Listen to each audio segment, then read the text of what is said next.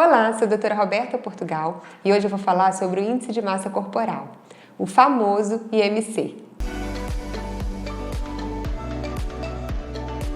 O Índice de Massa Corporal é usado para a gente calcular se o peso do paciente está adequado à altura dele.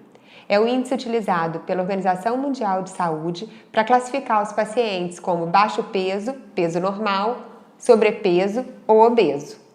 No caso das crianças, a gente também faz o cálculo do índice de massa corporal, mas para a gente conseguir avaliar de forma adequada, a gente precisa colocar num gráfico de acordo com a idade e com o sexo daquela criança. Mas será que o IMC é uma medida válida? Será que ele funciona para todo mundo?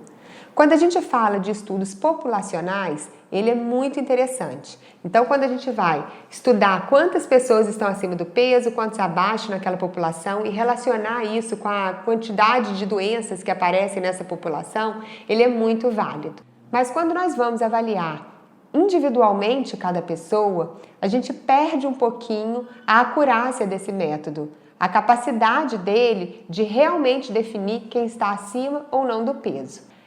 Para poder conseguir entender, eu vou dar dois exemplos. Existe aquelas pessoas que são extremamente musculosas e, portanto, muito pesadas, e quando a gente faz o cálculo do índice de massa corporal, ele vem acima do normal, mas eles têm um percentual de gordura muito baixo, então não são obesos. E temos aqueles indivíduos que são magros, que fazem muito pouca atividade física e que geralmente têm muito pouca massa magra, muito pouco músculo. E quando você vai avaliar o percentual de gordura desses indivíduos, ele é altíssimo.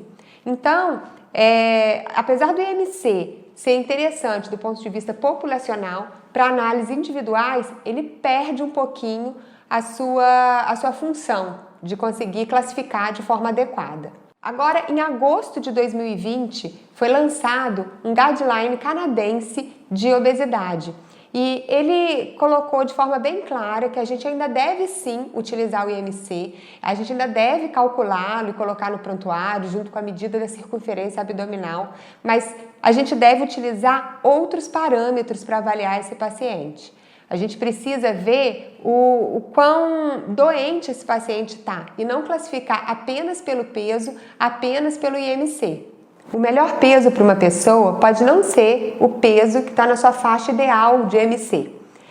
Nós vemos nos estudos e na prática que às vezes perdas menores de peso já podem impactar significativamente bem na vida dos pacientes. Então, os pacientes que já estiveram muito acima do peso, quando eles perdem 3 a 5% desse peso inicial, eles já podem aproveitar de uma melhora assim, muito importante do ponto de vista metabólico, do controle da glicose, do controle do colesterol, enfim, daqueles fatores de risco que são associados ao ganho de peso.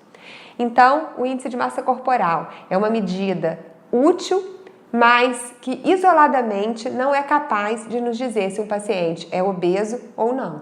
Bem, era isso que eu tinha para dizer. Eu espero que eu tenha conseguido tirar essa dúvida que tanta gente tem. Até mais!